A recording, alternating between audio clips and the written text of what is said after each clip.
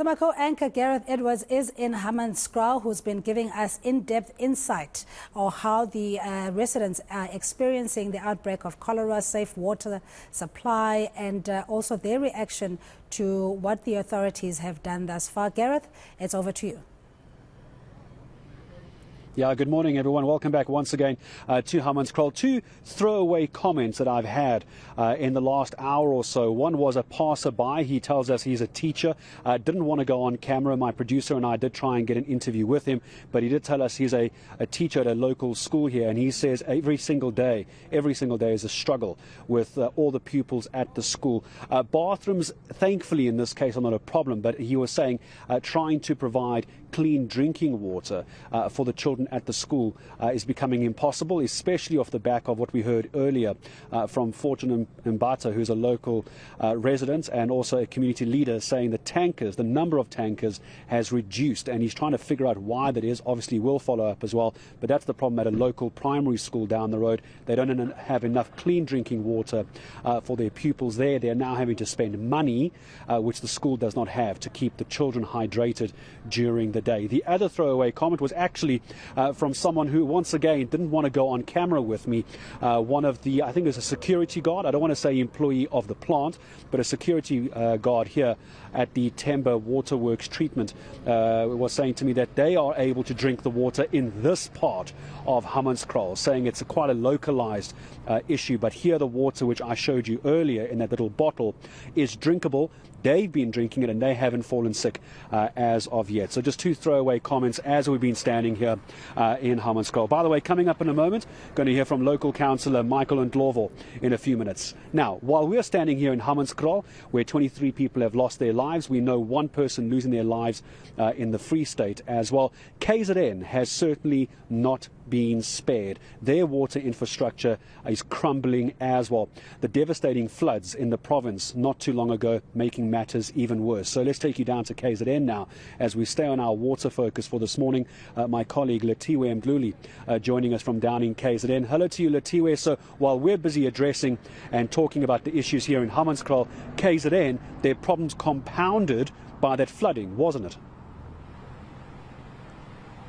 Well, Gareth, that's true, but this morning we came to Westbrook. We are at the farmhouse pump station, and we've been speaking to residents about some of the issues that they're facing.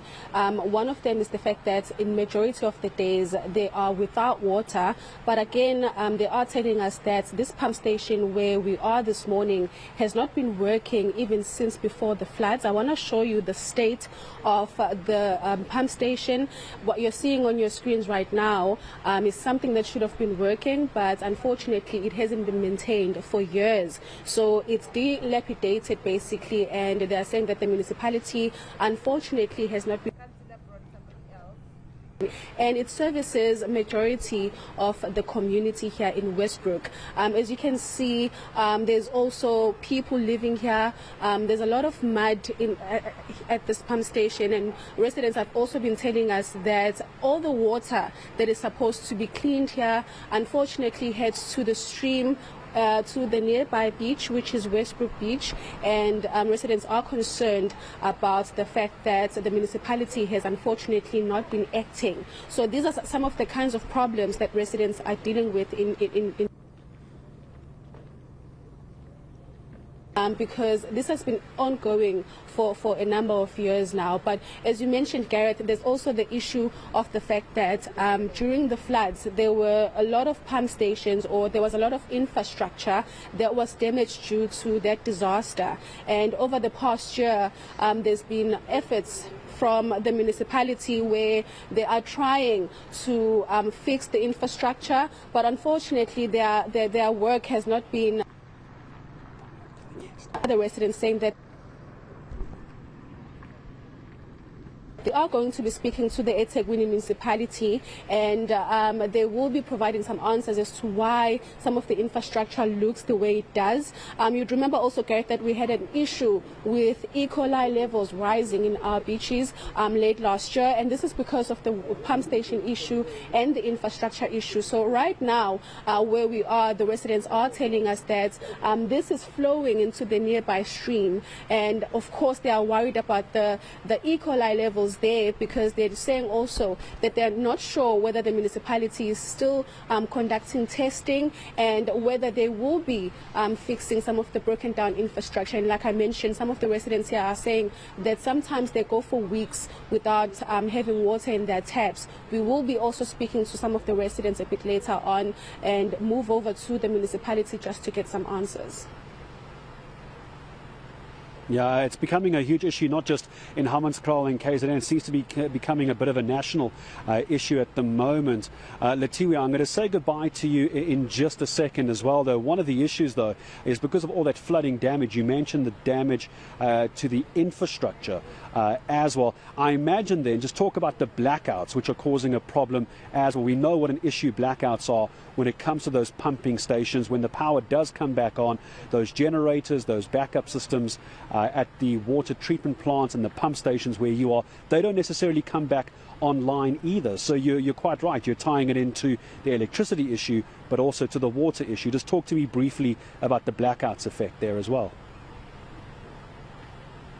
Well, Gareth, you remember that Durban was actually exempt, or we weren't getting blackouts in as much. But last week we actually spoke to the head of electricity here in eThekwini, who did share that some of the pump stations that were affected by the floods last year will not be experiencing load shedding, and this is due to the fact that they need to keep them working and they cannot afford to have them, or they cannot afford to shut them down. So in that instance, they are trying to find ways where they can assist with that. But of course, there are other pump stations that are affected by the blackouts, and over the time we have seen the damages that it's causing because they are not able to work in times where residents need them to.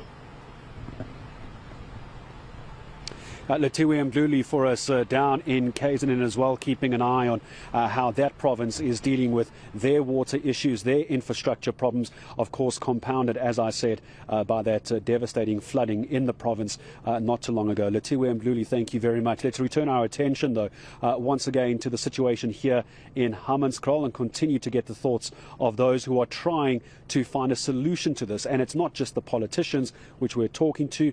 Of course, we need to speak to those who are on the ground, those who are dealing with the residents as well. Michael Ndlovu is a local councillor joining us this morning. Morning, Michael.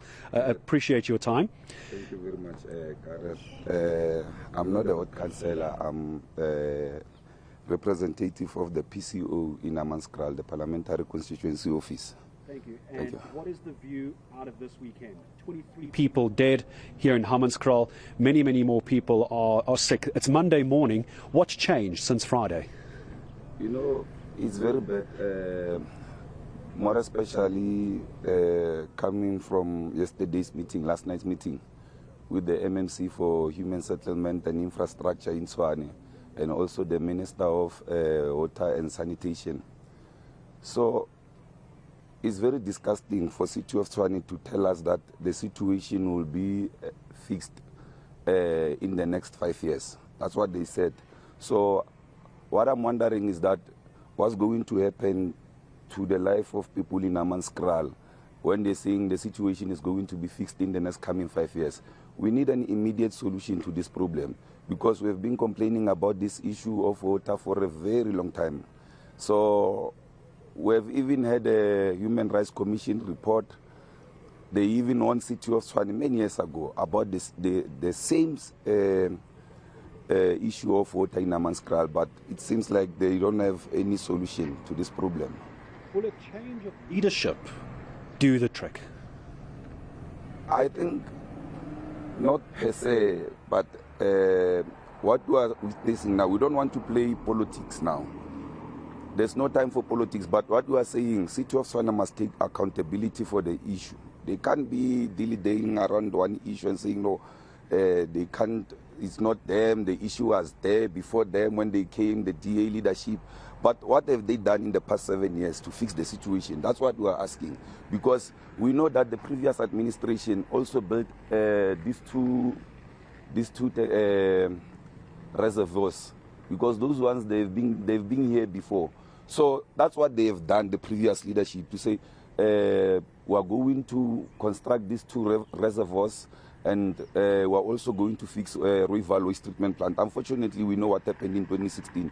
So when they came in, they had to continue where the previous administration left this thing, but they have never done anything. So the city of Tshwane, you say, needs to take accountability. Many people agree with that. Where does national government come in? Because there's talk of national government swooping in and trying to fix the situation. Does it need to go to that level? Will that make a difference? It's the same question we have asked the minister last night, to say what have they done as the national leadership. What they have said to us last night is that they've tried to intervene, but unfortunately there are acts which prevents them to come in and intervene, because those acts are apparently they are restricting them to come in and resolve the problem themselves. So unfortunately that's the constitution. They said if they are going to come in, it will be unlawfully so. So they've tried to engage with the previous mayor, Randall Williams, but unfortunately Mr. Williams was not prepared to engage with the national government. So when we now bring it back to the residents, though, because I'm hearing there's concerns as well with the water tankers that are in the area, because right now this problem's not going to be solved overnight. We know that. Water tankers providing water to residents here, I'm hearing that the number of water tankers have been reduced. Have you heard the same thing? Do you know what's happened? We have asked the questions on the ground to say what's happening to the water tankers, because there were very little, those water tankers. And another issue is that the city of Tshwane reduced the days.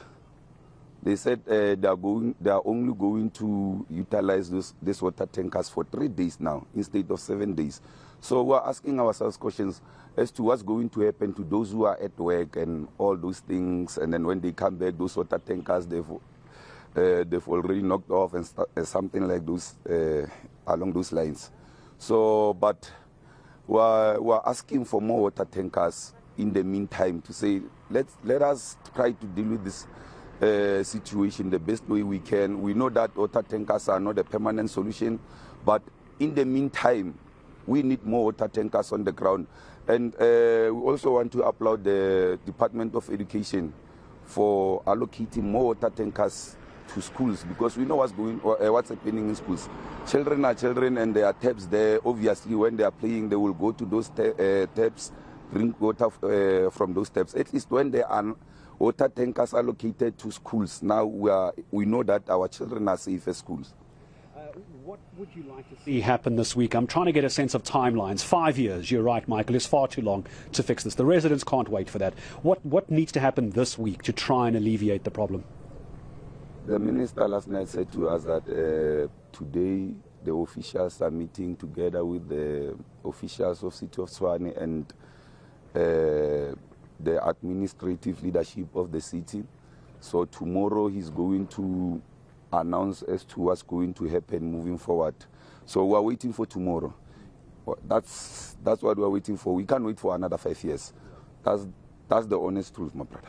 And I appreciate you coming to speak to us this morning as well, just giving us a sense, Cindy, as well, of just the work that is being done on the ground, because, of course, it's very easy to focus, isn't it, on what politicians are doing. We're throwing numbers around of 2.5 billion rand to get Rooival going as well, and it's not necessarily a quick fix. As we've just been hearing, it could take up to 5 years. So the plan this week is to get more of those water tankers on the ground as well, because those number of water tankers have been reduced over the last couple of weeks as well, and not just the number of water tankers but also the number of days that they're operating. Let me bring in someone else to the conversation as well. Good morning, sir. Good to have you with us. I'm sorry, forgive me if I can just ask you to introduce yourself and where you're from, and then give me a sense of what you think needs to happen this week to get on top of the situation.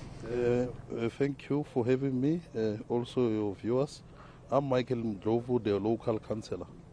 You see, the situation now, much as we would want it to be quick, But a week, you can't resolve this problem. More people are going to die. More Are you worried? people are going to die. Some of us were also affected as we speak, even us. Now the problem is now affecting home, of which is very bad. And when you see the issue of this water, it's not going to be resolved in just a few times. Much as they saying no, there's interventions trying to check whether they can connect from Rendwater, Mahalis. We do understand that they don't have capacity to can supply the residents of Hammanskraal. We do understand that this purification plant was planned to supply the people of Hammanskraal. The unfortunate part is that the source, Roy Valley, is affected in this meantime.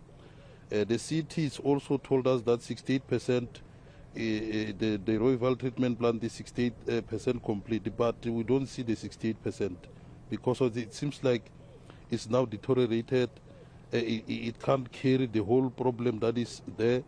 That's the situation that we are faced as residents, also local leaders.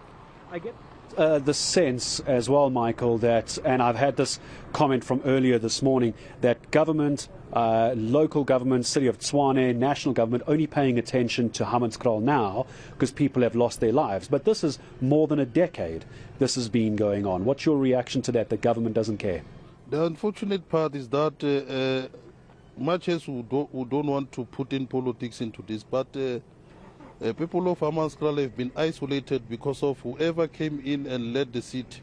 They never got support from the people of Hammanskraal. So these people are only focusing on people who voted for them into power. That's the unfortunate part. And it's something that residents should also know, that they are not the priority when it comes to service delivery in the city of Tshwane. They also saw in the IDP, when they presented an IDP, only what is given to Hammanskraal is about 100 million rand, of which maybe is not even 10% of the budget. But the problems are here. By the way, issues of service delivery is not only the issue of Royval treatment plant, as you say. We might have other issues. There's no stormwater drainages here. There's also a lot of pit toilets. Remember, when it's flooding, the streams is the very same Epis River. You wouldn't know whether this thing came from the pit toilets through the floods, going to the streams, going to the purification plant. So there's a whole lot of things that we can pick up from that has brought this cholera into our taps. Yeah, it's a systemic issue. It's not an easy solution. But Michael, thank you very much for joining us this morning. Michael Ndlovu, local councillor, speaking to us as well about what the community is saying, how fed up they are as well, and just painting, I think, a very bleak picture about the situation in Hammanskraal. Yes, it's our water focus for today, but there's still the issue of pit toilets, no electricity. The roads are filled with potholes as well, so it's not a good time to be in Hammanskraal, and the residents have had enough. We're going to continue our coverage of the ailing water infrastructure here in Hammanskraal and around the country, not just today but also tomorrow.